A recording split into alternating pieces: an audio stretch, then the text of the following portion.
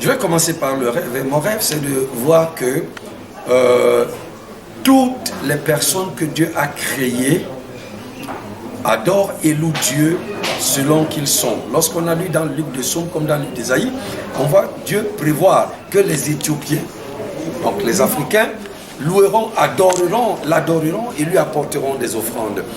C'est pour dire que Dieu nous connaît tel que nous sommes. Donc, mon rêve, c'est de voir que tous les hommes adorent Dieu tels qu'ils sont. Mon rêve, puisque je suis Camerounais, c'est de savoir que les Camerounais continuent d'enseigner leur langue, continuent d'enseigner leur culture saine. Et j'insiste sur le fait de la culture saine, parce qu'il y a la culture profanée. Je vous prends un exemple.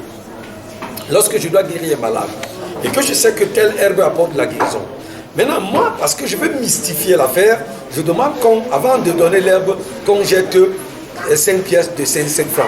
Je suis en train d'apporter une mauvaise chose dans une bonne que Dieu a créée. Vous voyez, je demande que pour manger telle écorce qui doit guérir le mal de ventre, il faut qu'on tape 9 fois dessus. Je suis en train de profaner la création.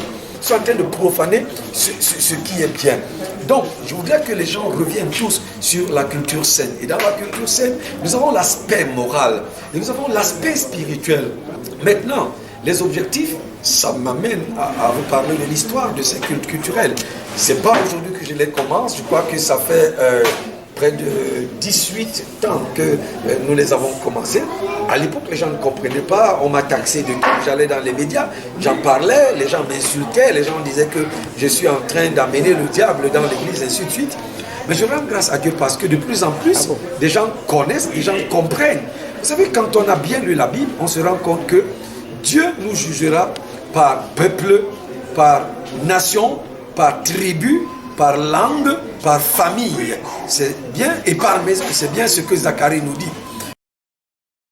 Dieu ne nous demande pas de mettre à côté nos tribus, nos ethnies, mais tout au contraire, de manifester à travers ce que nous sommes sa grandeur infinie. Si je suis incapable de vivre Dieu parce que je suis Bassa et qu'il faille que je devienne français, par exemple, pour voir le Dieu, ça veut dire que je n'ai jamais existé. Et j'ai l'habitude de dire que lorsqu'on veut t'éliminer totalement, on va t'extraire totalement de ta culture. Alors donc, nous avons commencé donc ceci depuis de très longues années.